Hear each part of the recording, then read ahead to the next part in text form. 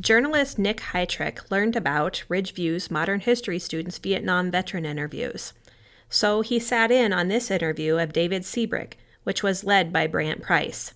And you may remember reading about this week's interview in the May 22nd, 2018 issue of the Sioux City Journal. Hi, this is Brant Price, a junior at Ridgeview. This is my interview with David Siebrecht. I enlisted in the regular Air Force, but then there was a real buildup in the Air Guard in Sioux City, and I was able to transfer from that right into the Air Guard. So I was with the 185th at the time. Then when he was activated, they changed us to the 174th Attack Fighter Squadron in the South Pacific, and that's what we were over in Vietnam. Can you tell me about your training and boot camp experiences? Well, we were really lucky because when the buildup we had, we went to Sioux City and we went through our schooling before we had basic. And so we were weapons load team members before we had basic. So then when we got through our schooling, then we went to basic. And we already had our first stripe, but we had to take it off when we got basic. So we were kind of babied through our basic training. And so, we learned how to clean floors and mess hall and march.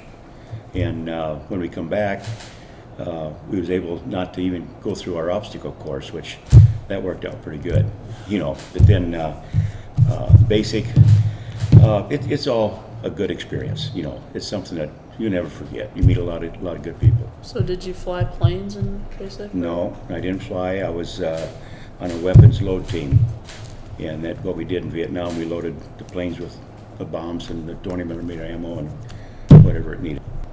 Where did your deployment take you?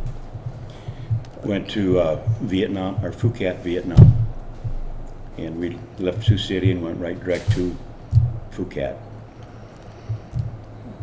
Do you remember anything about these places specifically?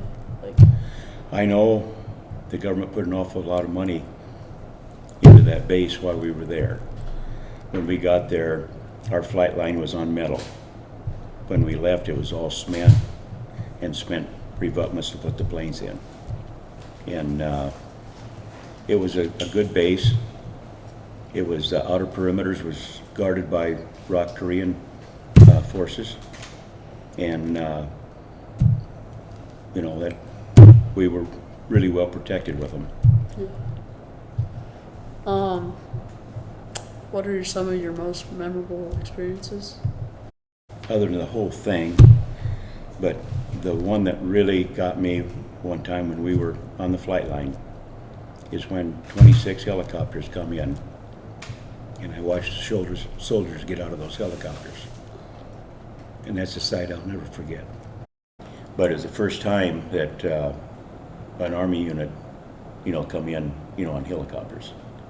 And we was on the flight line. We was loading the planes with, the weapons and stuff. And you start hearing these helicopters come in, When they landed, they get out of the helicopters, and they're in mud up to their hips, Mm-hmm. And you're sitting here with maybe some grease on you. And you think, well, and but that was one of the ones. What was your specific job and assignment? I was on a four-man load team, and my position was a cockpit man. And what I did, I would get in the cockpit, and we'd run through all the electrical procedures and tests before we loaded bombs, and then I would set the switches for the pilot. And then when we got that done, we would go down, and then we'd take the bombs over to the plane, and I would run the controls to lift the bomb up into the plane, and the other team members would latch it in, torque it down, and then I would put the front fuses in the bombs. And then after that, when the plane would take off, there would be a team at the end of the runway to take all the safety pins out of the bombs, charge the guns, and then send them on their way. Have you stayed in touch with any of the men that you fought with? Oh yeah, we, my team members, it took us 48 years before we finally got together as team members. And then while we did that, we ended up getting 13 people together up at the Red Robin in Sioux City. And that was just like being back there again. I mean, it was just a real good reunion. And then my team members, I get with them probably at least twice a year, 3 times a year. So I mean, but we didn't do that for 48 years. But as time goes on, you get a lot closer to them. I know you recently traveled to Washington, D.C. Can you tell me about your experiences? That is a trip in a lifetime. We, Bushy Creek, run by Fort Dodge, is a group that puts this all together. And it took me about 2 years before I signed up, before I was, my time was able to come. And we left Fort Dodge at 6:20 in the morning and got in Washington, D.C. about 11. And they put us on 3 buses. And we were all assigned seats, so we would always have, the same seat. And whatever we picked up, we could leave in that seat and not have to worry about it. And anyway, we got on a red, white, and blue bus. And when we got our boarding passes, we either had red, white, or blue on our pass, so we knew what bus we had to go to. And from the airport to Washington, D.C. Was about a 45-minute ride. And when we hit the city, we had a police escort all the way through the town, and never stopped at a stoplight. Just, the time was just click. And we hit the Lincoln Memorial first, and then we walked down to the Vietnam Wall, and to the Korean Wall, or Memorial. Then they got on a bus again, and then we went to Hiroshima, which is just unbelievable. And World War II monument. And at the end of the day, we went to the Arlington Cemetery and watched changing of the guard. And that is something really interesting to watch too. I was talking to one of our fellow members here in Shaler when I got back, and I told him, I said, they march, wait 21 seconds, turn around, walk 21 steps back, and they do that on their whole shift. And when they march, you don't even see a scuff mark on the bottom of their shoes. I mean, it's just polished.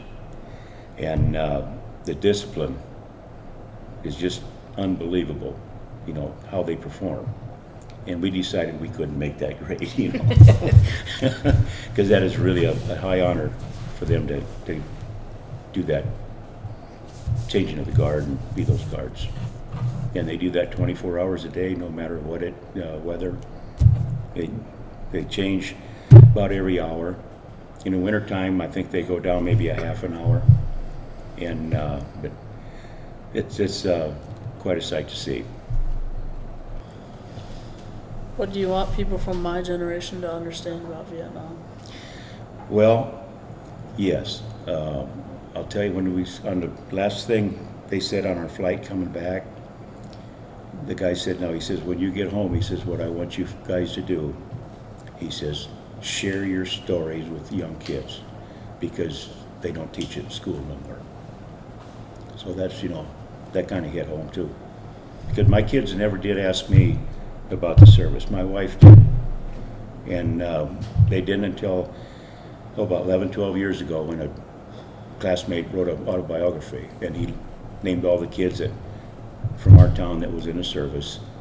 And then once everybody read that book, then we started getting together again and communicating. Other than that, we were just back in a closet.